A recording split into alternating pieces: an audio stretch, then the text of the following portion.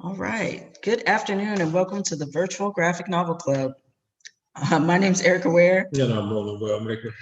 And we will be introducing today DC Suicide Squad in preparation for the release of Suicide Squad 2, I guess. It doesn't have a name, does it? Yeah, Suicide Squad 2. There we go. Yeah, so right there is our website, ClaytonCountyPL.org. That's where you can check us out at, but we're going to jump on in and get started. So the origin of Suicide Squad is not just Amanda Waller. It goes back to Task Force X. Is that you or me? Mine is me. Okay, must be me. But Task Force X is a secret government force that was instituted in 1959 in the Brave and the Bold, and it was written by Robert Kanigher and Ross Andrew. The original members of the secret society were those who survived like near-death experiences or watched their entire team die in a heroic fashion. So they brought these four members together because they were like, if they survive the most horrible situations, obviously we can send them into the most horrible situations and they will come back. That was the theory. And so Suicide Squad 1 was born. The original team consisted of Colonel Rick Flagg. He watched all of his team members fall in an aerial attack. Nurse Karen Grace, who was unable to help a wounded soldier and watch them drown. Physicist Jess Bright and astronomer Hugh Heavens, who managed to escape a near-death experience during a nuclear bomb test. So this team only lasted for not very long. They were canceled in the 60s. But that was not the last time we will hear from them, because in 1987, Amanda Waller approached the government about rebooting this dangerous project. But this time she said, instead of using heroes, let's use criminals, because who cares if a criminal dies, basically. Waller knew that the toll of violence, she knew about the toll of violence took on a community and an individual through her own circumstances. So she thought the best way to fight this was with the power and bureaucracy. So she goes back to school. We'll get into her a little bit later. And she decides to become a government bureaucrat. And then she decides to, she approached the Justice League to man a mission that the government could not step into because of legalities of things. And the Justice League was like, no, that's not what we do. We sort of choose our own battles. And so she was like, they were no use to her, but she needed her own heroes. So that's when she started looking for these villains that they were locking up down in Belhaven. And Belhaven is in Louisiana. It's a prison for the criminally insane, not like Arkham, but it's where they house all of the villains that they lock up. And so she said, I need something that military won't touch, the Justice League thinks is too messy for them. So Task Force X was reborn, and she AKA the Suicide Squad. You can also guess that that name was not the first choice for the psychiatrists that were the doctors that were helping her put together this team. But she says, again, who cares? These are villains. I don't care about their mental. She didn't care. Basically, that's what it boiled down to. In the first issue, she did not care. All she cared about was, would they be able to finish the mission? And the second team, they were criminals. They were expendable to her. So this time, instead of them expecting to make it out of something because they were brave and they were lucky in a sense, this time it was like, if they make it out, that's great. If not, there are plenty more that can replace them. And the second set of team was Commander Rick Flagg Jr. That name sounds familiar because his father was Rick Flagg, but that's going to get a little complicated. We'll get into that later. The Bronze Tiger, second in command. We've talked about him before. Plastique, Mindbogger, Enchantress, Deadshot, Captain Boomerang, and Karen Grace. Karen Grace is also from that first team. So yeah, they were reunited in this, and it was not a happy reunion because they lost two of their team members. That 1959 team, they lost two of their team members, Jess Bright and Hugh Evans, in a horrible way.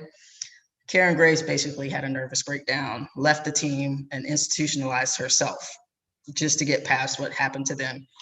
Rick went on to continue his military career, and let's just say that reunion was bittersweet in a sense. Right. But this was not, as you can see, we have here on the right, that's the second team. Deadshot, Enchantress at the top, then you have Boomerang and Plastique, Bronze Tiger, and Deadshot, and then Karen Grace, and what was the other one? What's the last one I had? No, Mindbogger. Mindbogger was a female.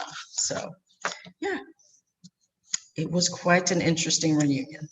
But their first mission was against a terrorist group called Croc. And they were successful in that. But they lost many team members along the way. And again, Amanda didn't care because they can be switched out very easily. I do not think Mindbogger came back, and I don't think Plastique came back from this particular mission. But yeah, most of everybody we're about to talk to, we're going to jump into actual characters in the Suicide Squad. And we're going to go through a couple of their enemies.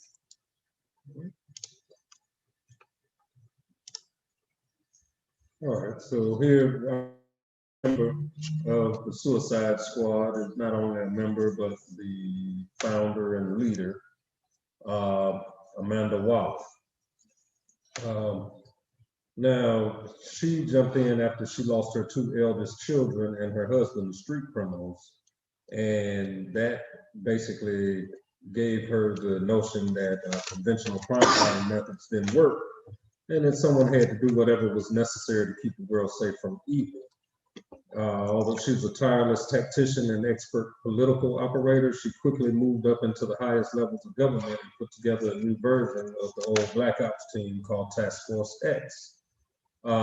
Basically, her vision was to use incarcerated supervillains that, like Erica said before, were expendable, and they would be sent into places that would basically this Justice League or the normal authorities would not go. Basically, she is known as one of DC's biggest go-getters. They call her the Wall. I mean, like, right. Nothing gets past her. Like, she is the Wall, literally. And you're right, she is a go-getter, because when told no by the likes of Batman, as Batman is like, she's going to tell her about herself, and she's like, actually, let me tell you what you're going to do for me. Right. So, because he provides her with most of her criminals. But okay, so they don't end up in Arkham, they end up in Bellevue. Yep, they end up in Bellevue. So next on our list is the Harley Quinn, aka Dr. Harlan Quinzel. Harley, now she is not a founding member of Suicide Squad, but she is one of the most known members now because of her being so popular in the DC universe. She only became a member of the DC universe because of her, I think it was the 1992 Batman.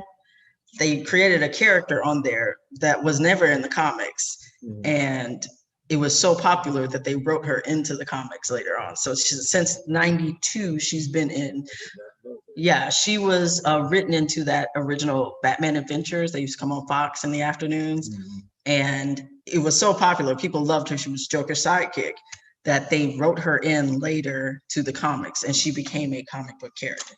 There was a old character that was called Harlequin, but I think that was a man. It was not a woman.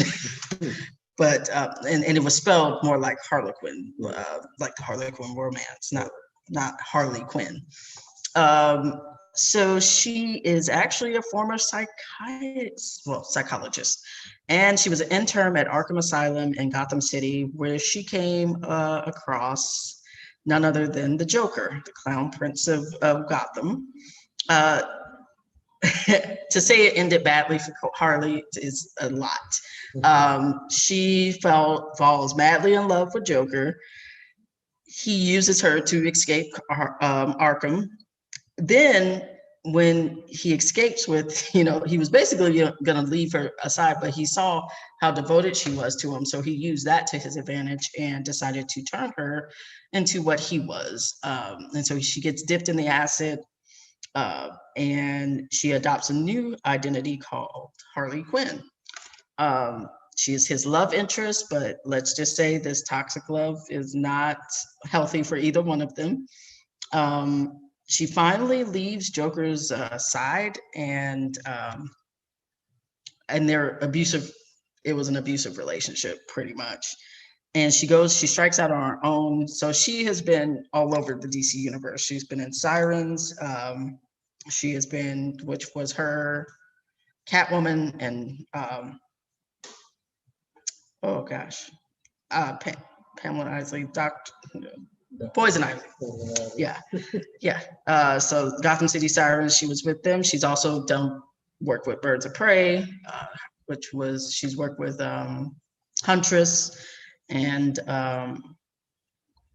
Black Canary. And she's gone out on her own, but she's the biggest member of Suicide Squad. She works good and bad, but she pretty much works for the good now. When her love affair with Joker was cut short, she is kind of sort of like, she found her own calling, basically. And so she, as you can see there, she has her own group back there, the girl group that kind of follows her around. And of course, she does solo projects too. But right now, I think she's kind of in between. She's still with Suicide Squad, but she's also, which means she's working off. Oh, I forgot to mention that part. The kicker with the Suicide Squads, using the criminals, they're what they get out of it, which is either death or you get whatever your sentence is, you get so many years taken off. Now, compared to some of their sentences, because some of them have like multiple life sentences, when you get 10 to 15 years taken off your sentence, you pretty much working for the rest of your life until you die.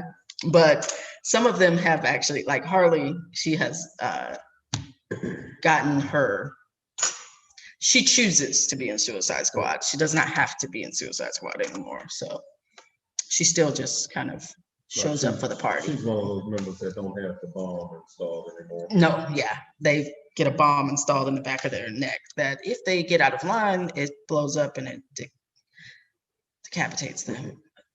Used to be when they first started, it was a wrist, something on their wrist, and it sent poison into their bodies. But decapitation sounds so much cooler. All right, our next character would be Katana, aka Tatsutoro Yamashiro.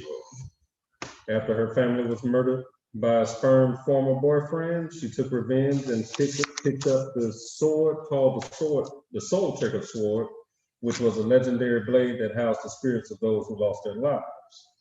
Now, basically, from this tragic past, she gets a chance to fight alongside the Outsiders as well as the Suicide Squad. She was born in Japan and trained in the ways of the samurai. She basically had a wonderful life, a loving husband, and 2 wonderful children, until one fateful night it was all taken away from her when a jealous suitor that she once spurned murdered her entire family. Seeking revenge, she took possession of the mystical Soul Taker Sword, a legendary blade that housed the spirits of those who lost their lives to it. In this blade, one of the souls is actually her husband's soul. Yeah, he used the blade to kill her family. Yeah. Calling herself Katana, named after the sword that she now wielded, she embarked on a mission to bring to justice those who had harmed the innocent. She first found a home under the guidance of Batman as a part of his team called the Outsiders. and she eventually would serve as a part of the Suicide Squad. Later, she also became a member of the Birds of Prey as well as the Justice League of America. She is forever marked by the tragedy that created her. Katana is one of the most formidable superheroes in the DC universe and a living weapon of justice that all evildoers should fear. Yeah, she becomes like second in command to the Suicide Squad. Yeah, now it must be noted that while Amanda Waller had to put, like we were discussing, the bombs that she had to put in the heads of a lot of the people that served with the Suicide Squad, there were a certain few that served with the squad under their own volition, and that's Rick Flag, Katana, and Bronze Tiger. Karen Grace, when they first came back, she didn't have to be there. Right. Yeah, there always has to be people on the team, this team, because you're dealing with criminals. There always has to be somebody on this team that takes charge. Right. Usually it's Rick, but if Rick isn't there, second in command, or if something happens to him, there's always a second in command. But Rick has been the only like first in command. He's always, because that's the only one that Amanda trusts. All right. Got here Killer Croc, who is also known as Waylon Jones. Waylon was born with a rare skin condition that gives him that scaly looking skin. At that bottom panel there, you could see how when he was a kid, it wasn't as bad as what he turned into as he mutated. But yeah, he was, he lived in the sewers of Gotham.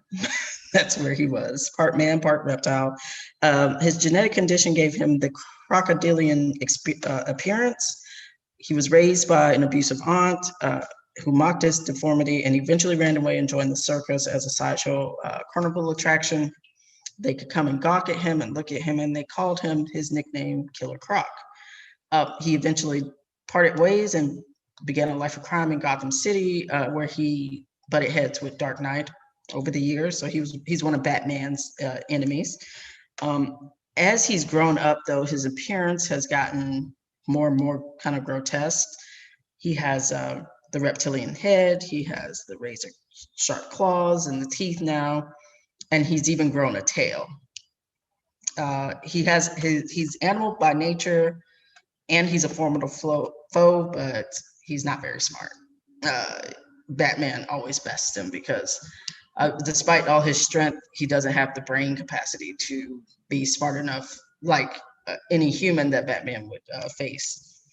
But he's still a thorn in Batman's side because of that brute strength. But he is a member of the current Suicide Squad, and he kind of he's in and out. Like, he doesn't always go on missions, but he's pretty popular. I think it's between him and Shark. They switch them out, like, because they have similar powers. So if Shark, King Shark, can't have too many teeth on the team. Yeah, if King Shark is on the team, then this guy is not. Yeah, because your team is not coming back. They're not very smart. All right. Our next character would be Rick Flagg Jr., aka Richard Flagg Jr., or Richard Rogers Flagg. Basically, a former GI, Rick Flagg Jr. fights a war no soldier could prepare for as field commander of the notorious Suicide Squad. He is the son of renowned World War II Suicide Squad hero Rick Flagg. Rick Flagg Jr. is just as much the courageous soldier and fierce patriot as his father.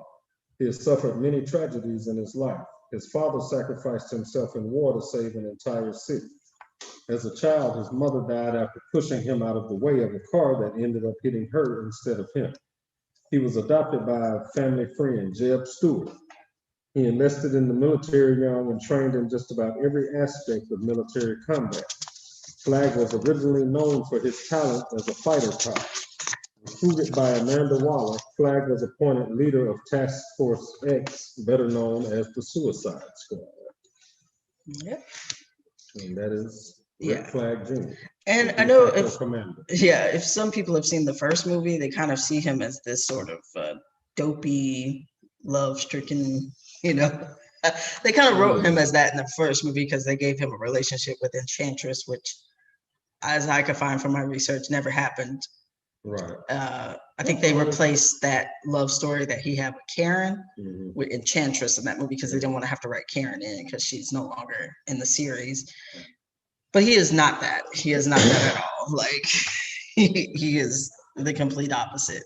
Yeah. His lack of feeling is kind of what gets him in trouble. Say, you know, in the movie, that was the only thing that made him seem weak or soft was his relationship with the Enchantress. Other than that, he was ready to he looking at his. Yeah. But I always wondered why they did that because I was like, that's not Flagg Jr. I mean, again, he was in love with Karen, but because of his nature of how it was mission first always. Right. And they could never be together because he was always going to choose the mission. Right. And that's the thing.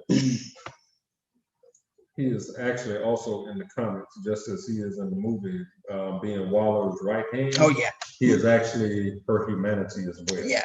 Because he's the one who Right. That word patriot you used really does describe him because he's going to always want to do the right thing. Yeah, but he's also putting his life on the line as just the same as the criminals are. Because he's like, you're sending me out here, but if you aren't honest with me or you don't tell me the whole story, this can go horribly wrong. I need to know, if you trust me. She has a problem with that, but yeah, we can see. All right, we have Captain Boomerang. A lot of you are familiar with him from Flash because he is Flash's nemesis. Been Flash's nemesis for quite a while, through the 50s, 60s, into the 70s, 80s. I think he still shows up now. He looks like this now, but in the beginning, as you can see, his little cute outfit he has on there. He is, but there is nothing cute about Captain Boomerang. George Digger Harkness, or they call him Digger. And he's an Aussie marksman who has a talent with the namesake weapon Boomerang. He's had two careers, though. He is Flash's enemy, and he's a member of the Suicide Squad. But he mastered boomerangs and boomerang-based fighting. He began his career promoting toy boomerangs. He was the son of an American soldier and an Australian native, and his childhood was uneventful yet unique. He grew up in a poor small town, and he had to create his own form of entertainment. So he spent untold hours perfecting his skill with the cheapest and most readily available toy around, which was boomerangs. Digger's skills did not go unnoticed, and he was recruited by an American toy company as a promoter for the new line of Boomerang merchandise. But when Digger set foot on stage to demonstrate the company's boomerangs, he found himself a laughingstock. That's that little outfit he has on. That's what he had on. That's what he had on. And so people started laughing at him, and they started laughing at his silly toy. And so he does not like to be laughed at. He has a bit of some anger issues. And I think the writers use that, him being Australian and that old Aussie, outback type of thing. So being ridiculed and mocked as a gimmick made him extremely mad. He quit his job as a performer and began modifying his boomerangs to get revenge. So you're talking about somebody who took it to a next level. This guy took it to all the way to the next level. His boomerang-based skill set, with the addition of the technology to advance arsenals, to become a supervillain and a menace to Central City. So he weaponized the boomerangs and terrorized Central City until he ran against Flash. Their battles usually ended with Digger in prison, but instead of serving his entire sentence, he was offered a position on the Suicide Squad. And Digger is one of those very sexist, very male chauvinist, first and foremost. He does have very bad anger issues. So a lot of times it's his mouth that gets him in trouble, but he will fight his way out of anything. Those boomerangs are no joke. Now, he was also one of the first ones who almost got his head blown off. Yes, he did. He did. His boy Slipknot decided he was going to take his place. Yeah. Well, did he really decide, or did Boomerang trick him? No. Remember, Slipknot was talking about just running off, escaping, and Well, Everybody was who like, said it first, no, no, though? no, no, no, no. Remember in the movie, both of them were talking Yeah. about it. And he said, well, I'm not gonna, he said, and Captain Boomerang said, well, I don't know, I'm not gonna be first. And Yeah. Slipknot, like, you don't have to test it. They're not even here. Who's gonna know? And he runs off, and next thing you know, his head blew off, and he was like, I think I'm gonna stay right here. Yeah. Yeah. But yeah, I think he's coming back for movie 2. He'll be there. But yeah. Flash constantly puts him in jail and he constantly breaks out. So our next one up, a very popular character in the DC universe, first, Deadshot, aka Floyd Lawton. Deadshot is a former Batman villain and a founding member of the Suicide Squad. He is the ultimate killer for hire. He's considered one of the deadliest assassins in the DC universe. He is the son of a real estate baron and a banker. Floyd spent his childhood in the luxury of upper-class wealth, but he was trapped under the thumb of an abusive father and a mother who only had time for Floyd's older brother, Evan. Though he was neglected and largely forgotten by his parents, Floyd deeply respected and idolized his brother. When Floyd was still young, his mother snapped under his father's perpetual abuse and asked both of her sons to kill her husband, ostensibly for the good of the family. Edward agreed, but Floyd tried to stop him, and in a horrific accident, wound up shooting his brother while aiming for his father. From that moment on, Floyd vowed he would never miss another shot and ran away from the wreckage of his family to train as a marksman. Deadshot has no real superhuman abilities, unless you count his uncannily accurate aim and affection for firearms of all types.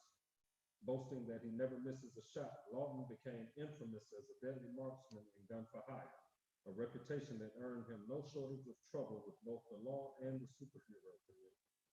Lawton was recruited by Amanda Waller to join the covert Task Force X, otherwise known as the Suicide Squad, in exchange for a reduced prison sentence. A thrill seeker with a self-destructive personality, Lawton readily accepted the terms and went on to become one of the squad's longest-serving members. Though he's violent, dangerously unbalanced, and murderous, Lawton has over time shown a capacity for good. He is fiercely loyal to his semi-estranged daughter Zoe, whom he tries to support with the earnings from his missions and criminal endeavors. And this is the character Deadshot. Now, I can say that Deadshot, along with Harlan Quinn, is one of those characters that basically served for a long amount of time, and he finally got his pardon, and even after that, they still called on him for his services. In this one story that I'm reading, which is Suicide Squad Bad Blood, I've actually just passed the point where he finds out that he and Harley had been pardoned maybe a couple of years ago before they were let go. But they had never been told because Amanda Waller has been pushed out of her position as the head in this story. Oh, okay. She's been pushed out as the head of Suicide Squad, so somebody else who ultimately is attached to Cord Industries. That's the big baddie in this one. They're the ones pulling the strings, and they hid it because they needed. They needed that. Well, they needed Deadshot and Harlan Quinn to remain on the team in order to bring in this next set of super villains. Well, they weren't actually villains; they were actually superheroes. But the international community saw them as terrorists at the time. I can see that. So, you know, I can see that. Okay, this is Dr. Light. Now, this is not to be confused with Dr. Fate or another Dr. Light. There's two Dr. Lights in DC Universe.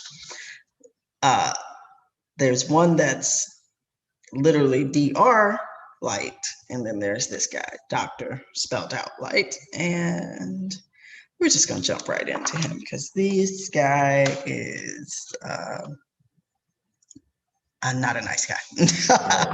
He first premiered in Justice League of America 1962. His name is Arthur Light. He's really considered a laughingstock sort of in the villain community. but he has committed some of the most horrendous acts of DC villains. He's a joke, basically, but in his jokery, he has done some things that are barbaric. He takes it too far, pretty much. He's incompetent in many ways, but he's he's as sick and twisted as the Joker. And he's also very resilient. He does not stop until he gets what he wants. He worked at Star Labs in the beginning of his career under Dr. Jacob Finley, and they developed a technology that can manipulate light into incredible blinding brilliance or into a deadly focused laser beam. They tried to incorporate this tech into a costume. Finley was going to become a DC superhero because of this, but he accidentally died, and his partner took the costume and used it to become a criminal instead. So that's where Arthur comes in. He's a criminal. He faced off against the Justice League first, and he went up against them many times and was always soundly defeated. Again, laughing stock. But along comes, and the name of that graphic novel is slipping my brain. I should have put it in the notes. But it was written by, I want to say it was written by Josh Whedon. Yeah, well, we'll save that one for another day. But basically, he kidnaps Elongated Man. He doesn't really kidnap her either. All the Justice League is off responding to a what they think is a threat. What it was something that was set up by Dr. Light. They all rush off. They leave Sue Denby, who is Elongated Man's wife. They leave her aboard. What is that? Their lab, not their lab, but their headquarters. That's in space. The lighthouse. The light, yes. They leave her up there. She's by herself.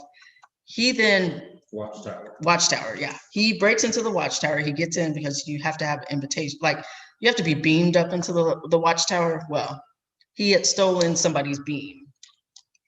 Beams himself up into the Watchtower and attacks Sue. And literally leaves her for dead. Almost.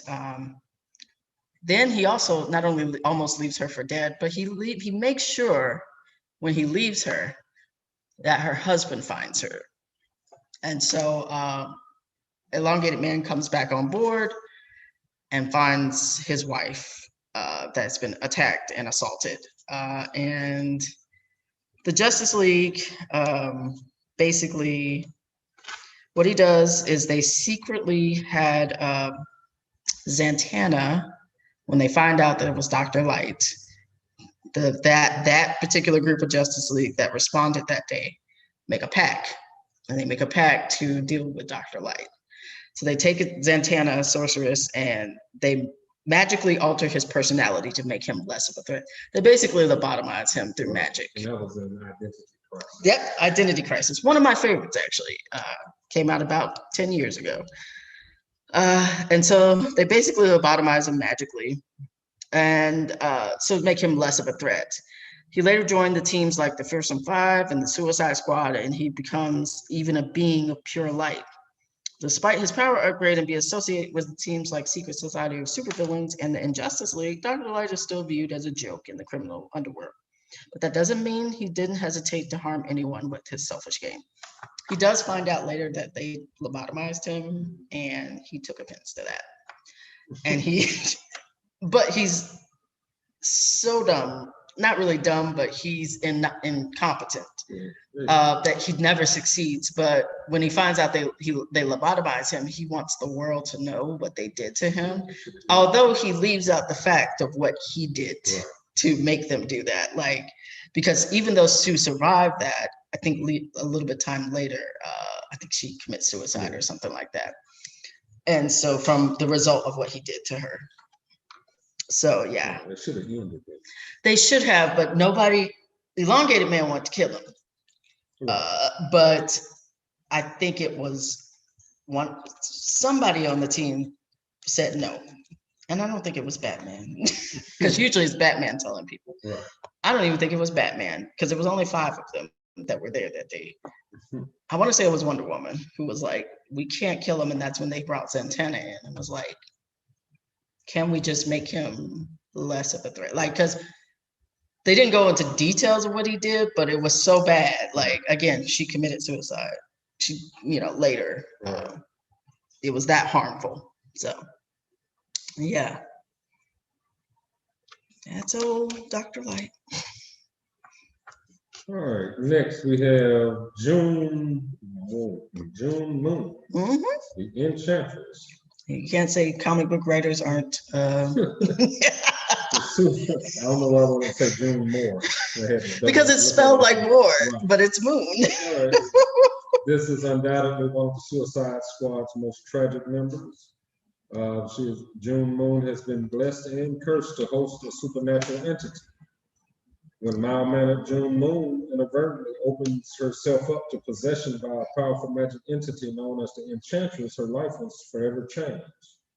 Her possession by the Enchantress was an accident. After she attended a costume party thrown in a haunted mansion known as the Terror Castle, she stumbled into a mysterious chamber. Within this chamber, it's within this chamber that she first encountered a magical being called Zamor, who granted her magical powers, but the powers came at a cost. Upon speaking the words, the Enchantress, June transforms from her mortal self and completely succumbs to the Enchantress's parasitic whims, which are often as powerful as they are uncontrollable. Despite her perpetual fear of losing control of the entity, June has made every attempt to harness the powers of the Enchantress and use them for the greater good. With help from other powerful magic users and the less than gentle guidance of Amanda Waller, June found a place for herself and the Enchantress in Justice League Dark, Shadow Pact, and the Suicide Squad. Still, the risk of forever losing herself to the Enchantress's arcane magic is something June faces every time she allows the entity to transform her. There will come a day that she fears when the danger posed by her supernatural abilities will outweigh the reward of being a DC superhero. And this is the Enchantress. Yes. And as you can see, she's been around since '66. She's gone up against the Superman family. She's now currently a member of Justice League Dark, but she's gone up against Batman. Like, she's all over the place. And in the Suicide Squad movie, not only was she a part of the team, but she was actually the bad guy of the movie. Spoiler alert. Yeah. That was for the first movie. So for the first movie. If you hadn't seen it. Spoiler alert. Yeah. What they don't realize is they're chasing one of their own. Right. Well, the team doesn't realize. Amanda realizes. Right. There was a lot she hid in that first movie. Okay. All right. She's one of my favorites, Dr. Pamela Isley, aka Poison Ivy. Now, you can't really say, is she a villain or is she a good guy? Because it depends on how you look at things. She made her first appearance in Batman number 181 in 1966.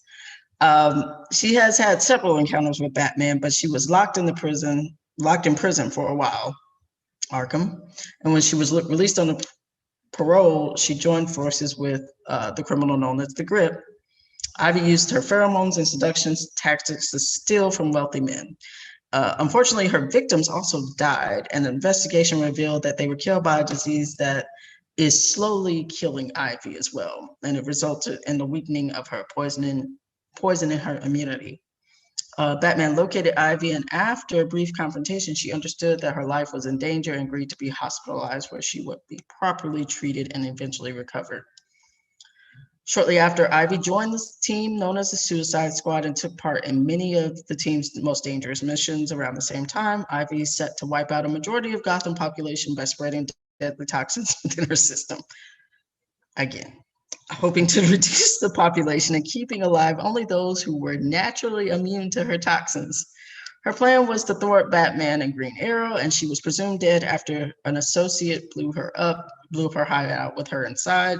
Of course, Ivy survived the incident. Ivy she has not only been around the Batman, she's one of Batman's first, but like I said, 1966, she's one of Batman's first enemies. Right. But she's also showed up in places like Swamp Thing.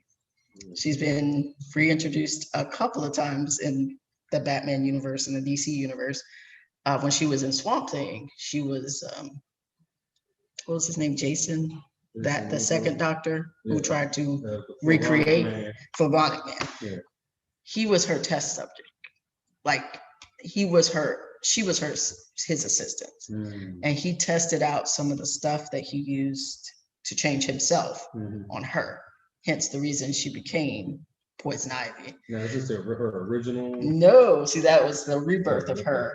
She premiered in 1966, but like most Batman villains, they kind of come and go.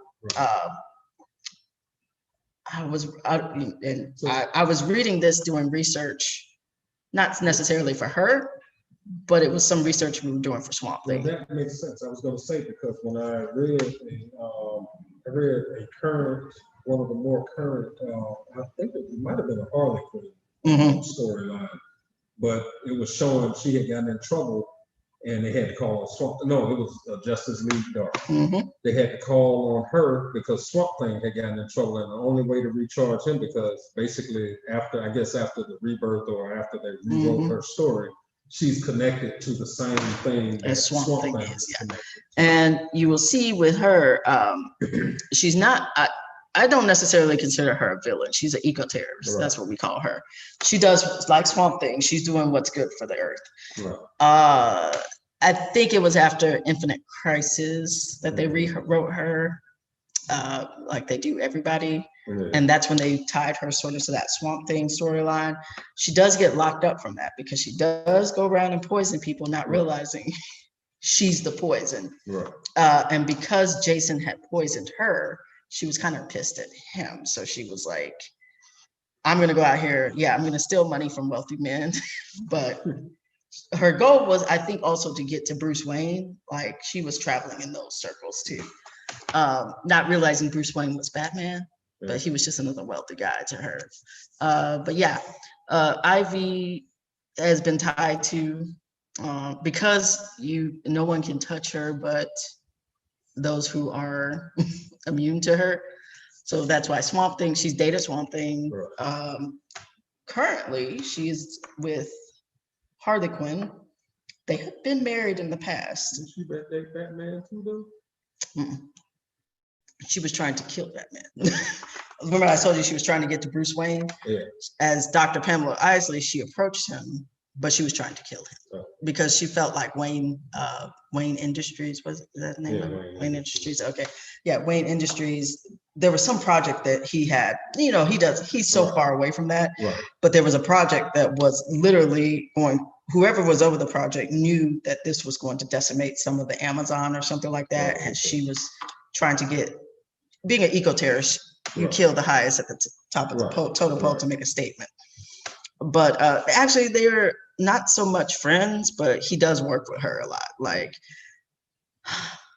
Dead Man's, what was it? There's a series that when Gotham Goes Dark, she had a lot to do with that because Gotham went dark. No Man's Land is the name of that series. And No Man's Land, Ivy is the one who is sort of behind that. She basically makes Gotham she cuts Gotham off from the rest of the world. Okay, I think I've seen that. Yeah, it was like in the 90s into the 2000s. On a comic note, she's not with Harlan, she's with Katana. Oh, that's on the TV show. Like I said, on a comic note.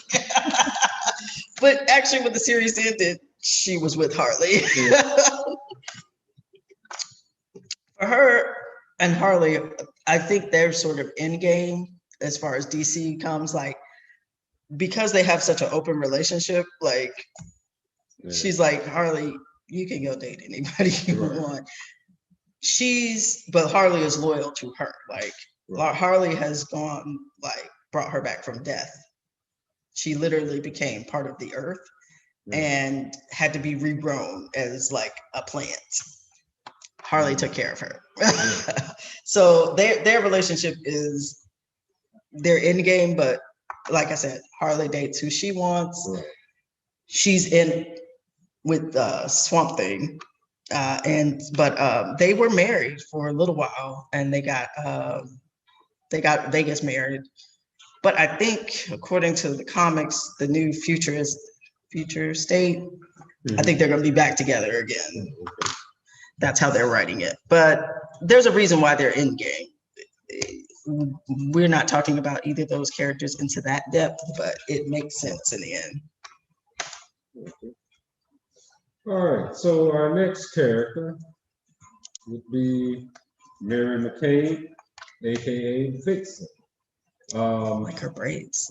In Suicide Squad number 11, Mary McCabe decides to return to her modeling career, but basically her world would be rocked when every member of her photo shoot was killed by drug smugglers. The photographers had accidentally taken photos that implicated the smugglers, and so they sought to tie up loose ends. Mary was the only survivor. She went to the government for help and was referred to Amanda Waller. She joined Waller's Suicide Squad for its resulting mission, and she decided to stay with the group afterwards. One of the things that kept her in Task Force X was Bronze Tiger, with whom she experienced a volatile on-again, off-again relationship. The squad went through several configurations until Mary ultimately left the group behind, along with her romance with Bronze Tiger. Without a permanent team, Vixen found herself assisting groups like the Birds of Prey, Checkmate, and Justice League Task Force for a few years.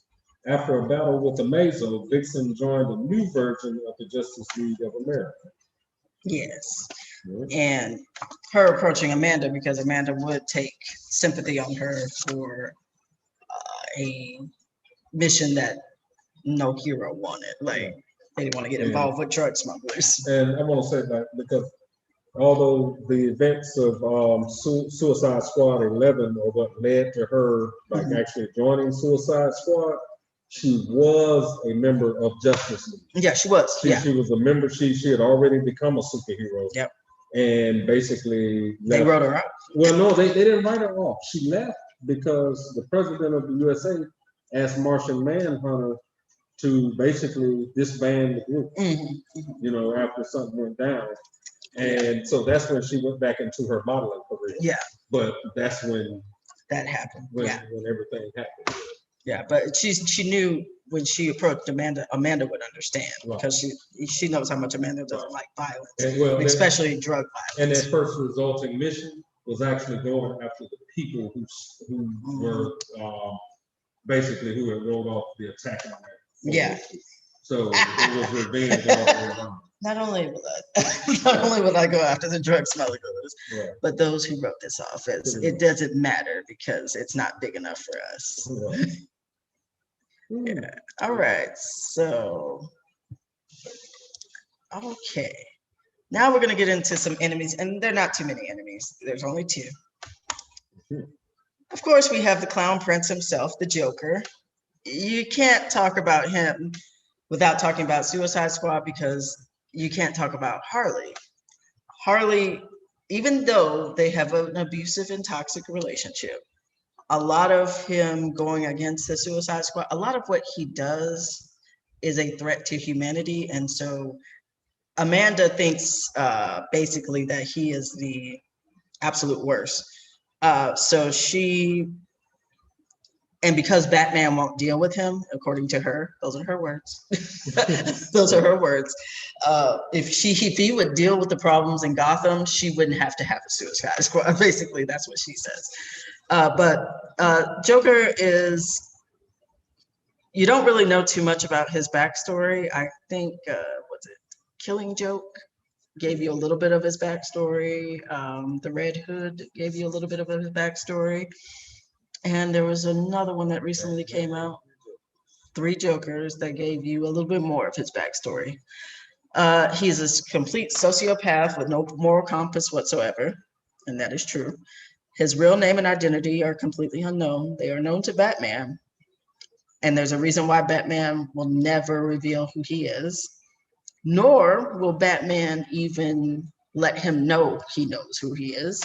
You got to read Three Jokers to understand that. He's characterized by his chalk white skin, his green hair, and that permanently rictus grin that is across his face. That on the bottom right of the screen or bottom left from whichever point you're looking at is the first Joker, 1940. That was him in 1940. You see, he's gotten a little bit more manic, but that green hair and that smile has not changed. He appeared in Gotham City around the same time as Batman arrived on the scene. Hint, hint. They are basically connected. Their pasts are connected. Everything is connected to the point where some wonder if the Dark Knight dies, what would Joker do? Vice versa. I like the conjecture from the Joker movie. Yes. Where it kind of, even though we find out later that he was in his own head, that he like basically grew up with this, or grew up. And the crazy thing is, like, grew up around him, like close enough, but not too close. Right. There's just enough animosity there that I don't want you dead, but I want to make you. I want to make you suffer. Yes. But yes, his first confrontation with the Clown Prince was the Dark Knight's most formidable nemesis. While Batman represents justice and order, the Joker is chaos and the living embodiment of cruel randomness of fate. His psychosis causes his personality to shift between goofy prankster and mass murderer on the dime. This is what made his relationship with Harley so bad, because as much as she was in love with him to the point of obsession, where he was like, he does not have the ability to love, but he has the ability to control. So she became something he could control. And when she figured it out, she figured out, okay, this man will never love me, and I have to, pretty much escape him. But he's unpredictable. That makes him a dangerous opponent. So, you're not even talking about the physical abuse, but then on top of it, she had to escape his mental abuse, because he told her nobody would ever want you, no team would ever want you. I'm the only one who deals with you. And she was like, cool, bet. And not only did she start her own team, she was with the Suicide Squad, but that was out of being locked up because of something he did. They caught her. Well, basically, he gave them her. Like, I'm just going to dump you out and I'm going to get away. And if you watch they did it to comedic effect, but it was still sad. If you watch the Harley Quinn cartoon, they show, I think it was a train scene where she goes and he's looking at like, oh, well, he just... he's like, either you or me. And today, sweetie, is going to be you. And he just literally pushes her out. And she's like, as she's falling, like, she threw him she threw him some colorful language at that. But that's their relationship. And they made it a comedy. And even, I think the first Suicide Squad movie, they kind of gave you that sense of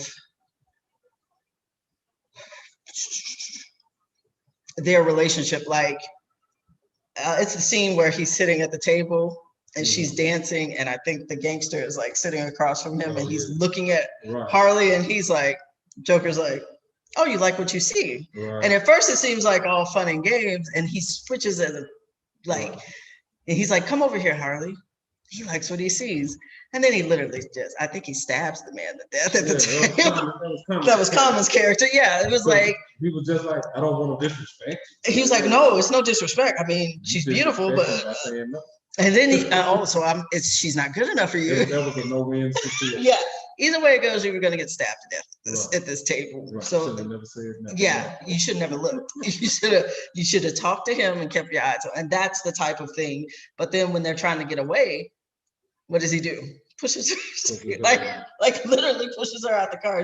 She falls into her car goes into, like, he gets himself out.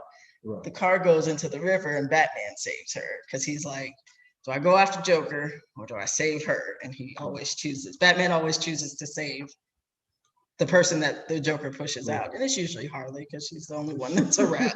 He's not going to save the minions. They're usually left back. They're left back at the scene of the crime half the time. So that's old Joker. All right, so the next villain that we come up with is Starro, aka the Star Conqueror, or the Conqueror, or Cobra. Now, actually, Starro is the first alien threat villain that the Justice League fought in their very first appearance in The Brave and the Bold #28 back in 1960. Starro is also the character that has been chosen to be the lead villain in the upcoming Suicide Squad 2 theatrical release directed by James Gunn. Now, basically, Starro is basically just a space parasite that resembles a starfish that has vast psychic powers to control the basically entire civilizations. That's pretty cool. The name Starro refers to this giant starfish-shaped alien, as well as the whole race of Star Conquerors, and also their humanoid leader, who was part of the alien Hatori species. So it was said that long ago, a Hatori named Kobe used his species' formidable psychic powers to mentally control a giant Star Conqueror, what they call a mother star. What does this remind you of? Yeah, this is But I'm saying, like, it's aliens, but also it reminded me of Galactus. Yeah, well, you know what? The difference was that instead of how Galactus, he just absorbs. He feeds off of. What the Star Conquerors were doing, they were basically making them slaves. Well, no, think of the Star Wars Death Star floating in space. It's just but it's an organic thinking creature. And basically, when it comes across a civilization, it releases these spores that are basically in the shape of basically tiny miniature versions of themselves. And what these spores do is they blanket a planet, and whatever living beings there are, they attach to their neural path, basically through the spinal cord, either through their face or through the back of their neck. And once they're attached, they send a message to the mother star saying, "Hey, we've subjugated the whole, the whole planet or the majority of it. Now you can come in closer." And so, basically, it just has been using this process, and it's almost like I guess you can say a mushroom. Yeah. Even though it's a starfish, it's like a giant mushroom. It's putting off spores, and each one of these spores can attach.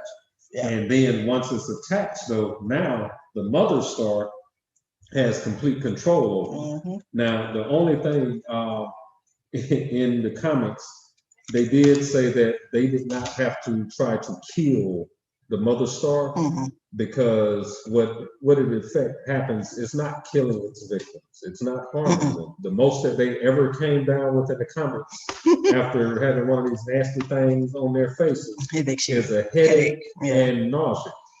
And they will be released from the psychic. So I'm excited to see it's a hive mind. So I'm really, I want to see how they're going to pull this off in Suicide Squad 2. I'm sure it's going to be absolutely insane. But I'm wondering, are they going to have, is it going to be a humanoid that they have to defend against, or are they going to have to defend against humanoids or humans that have been basically subjugated? Yeah, I think so, because it reminds me of a few, like a arc series, mini episodes of Justice League Unlimited, where they went up against Starro. Came, so and the Justice League was infiltrated by Starro. So it was like 3 or 4 episodes of that. I thought that little picture down there. With that little girl. It is freaky. All right, and so this is some of the other media they're in. We've mentioned the 2016 Suicide Squads there. Killer Croc, from the left to the right is Killer Croc, Flagg Jr., Deadshot, Harlan Quinn, Katana, and... What's that, in 2016? Yeah, Boomerang, Captain Boomerang, Boomerang, the Aussie. They do have a couple of animated features there. Yeah, before you leave from this. Which one? Okay, so I'm a big, I was a big fan of all the CW shows. So I watched Arrow from the beginning. And I knew that this was, what's the name of the organ? Argus, basically. But what I did not know until I went back and did some research and I was looking at Yeah. Where Suicide Squad showed up in other media. This was actually with Diggle in charge now, but this is before his wife became head of artists. So he led a team of the Suicide Squad on the CW show. You know what I'm saying? It was a small squad. And a couple of CW shows, Amanda Waller has showed up. Right. She was not the Amanda Waller of Task Force X. No, she was still a bureaucrat. Right. But she's future Task Force X, Amanda Waller. And just to let you know, yeah, she was ended in Arrow. Just to let you know, a lot of times when you revisit some of these characters like Amanda Waller, they've rewrote her so many times. When she was first written, she was a large Black woman. Then in the mid-2000s, they rewrote her again. It's like as a skinny Black woman. And then they rewrote her back as a large Black woman. They do that a lot. But in every show she's been on until the movies, she was a skinny Black woman. But you know what has not changed? Her attitude. Attitude. Oh yeah, no. Her attitude has always been government first. Now, over here on the corner, we have this DC Universe movie, Suicide Squad, Hell to Pay. And Arkham on the side. And Assault on Arkham. Now, well, the Assault on Arkham features, it really should have been a Suicide Squad movie, but it's actually a Batman. It is, but it should have been. Now, what I want to say is, though, that Hell to Pay is kind of like, I have these two issues that I'm actually reading this one now. And this one is called Bad Blood.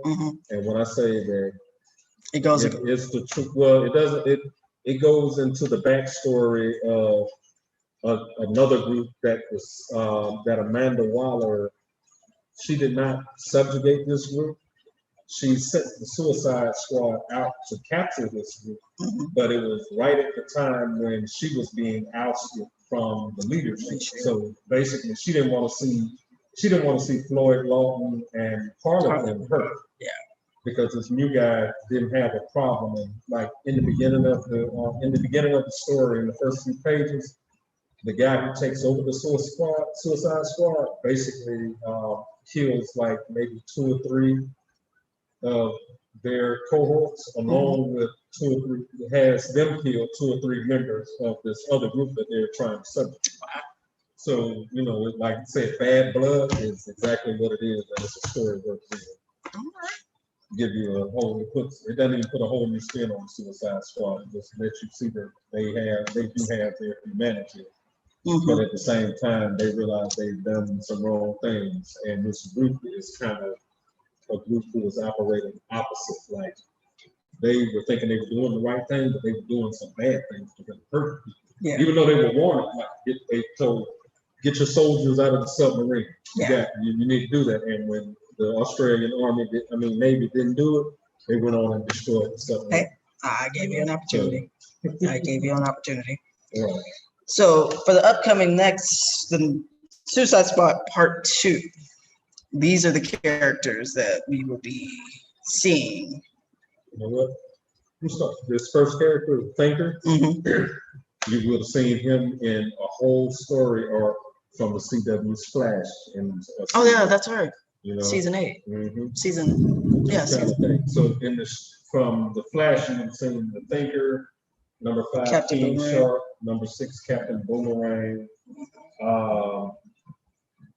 I think those are the only ones that we've seen so far on TV. Yeah. But the rest of them are basically old school Suicide Squad characters. Captain Boomerang, Flagg Jr., and Harlan Quinn were in the first movie. Those are the only ones that are in the first movie. Right. Everybody else is new. So it'll be exciting to see how they're going to be introduced, because one thing we know about Suicide Squad, even though you may be on this picture and you may be featured in the film trailer, your screen time could be 5 minutes.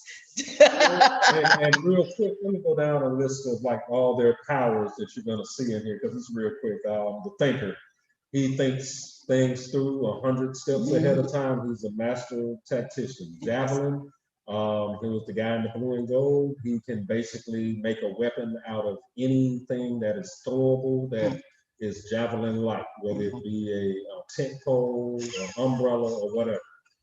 Weasel is a humanoid, and he is basically, he's a mutant, basically. But he is weird and scrappy. And in the comics, now this is the crazy thing, in the comics, Weasel they had to stop Weasel because Weasel had been out there killing children. And that's his bad thing that he has to come back from. He was one of the worst characters that I read about out of this group. Okay. Blackguard, basically a weapons expert. King Shark, King Shark's a shark. I'm a shark. We spoke on Captain Boomerang. Now, Mongol, I don't know if they're going to play her as what she is. In the comics, she's an alien who comes from another planet and basically has a twin, but the Suicide Squad basically captures her as she's doing a mission here on Earth, and they basically lock her into service to the Suicide Squad.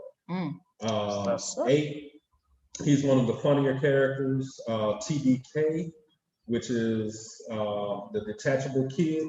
But in the comics, that's their that's the name that they gave him to be politically correct and to be funny in the comics, because his name is actually Arm Fall Off Boy. It's and his like power is he can no, you don't stretch it. He can detach his arms and his legs, and he can beat you with it. Like they become bludgeoning objects. He's one of the funniest. Okay, then we have number 9, which is Polka Dot Man, and in the comics, each one of his polka dots is a different weapon. So he can remove one off of the blue one. Let's say he's throwing a gas bomb at you. If he throws the red one, when it hits you, it's gonna flame up, stuff of that nature. 10, he is basically, I guess I'm not gonna say mercenary. Savant. He's a mercenary. He's a mercenary, but he's along the lines of Batman. He's super rich. He has no business being in the Suicide Squad, but he did something that he had no business doing, and he got caught and co-opted into the Suicide Squad. But he's super rich, and he's an engineer, and he can build weapons and stuff. Of course, we have Flagg Jr. Then we have Ratcatcher, who in the comics is actually a guy, but can control rats, and like the Pied Piper. And this may be his daughter. I think I read somewhere where this may be the original Ratcatcher's daughter or something of that nature. That's a great skill to have. Right. 13, which is now Peacemaker, which is John Cena's character. He looks absolutely delightful. Now, this is a character that he's going to have his own show, a spin-off show. I saw that on HBO Max. He is a very controversial character, whereas he believes in peace so much that he will kill anyone to achieve it, men, women, and children. It's kind of like, what's his name in the new Captain America? Oh, yeah. Who becomes something else. U.S. agent. Yeah, U.S. agent. Number 14, Bloodsport, who is another pretty much almost like Blackguard, where he is a hand-to-hand combatant and overall arms and fighting expert. I think he takes the place of Deadshot. Well, you know what? What they decided that they were going to do, what I read, is that because there could be more Suicide Squad movies that follow this, they offered him the part of Deadshot. And so out of respect for Will Smith, in case Will Smith wanted to come back into the series after it blew up at a later date, instead of him playing Deadshot, they were able to write Bloodsport in because he is an actual character. He's not a made-up character for the movie. Not. Yeah. I think this is Harley's last movie, though. Yeah, it very well may be. It is. She already said. She was like, she's taking the character. Well, she said she's going to take a break from playing the character because, She's just mad that Harlan Quinn and the Birds of Prey didn't do as well as they should have.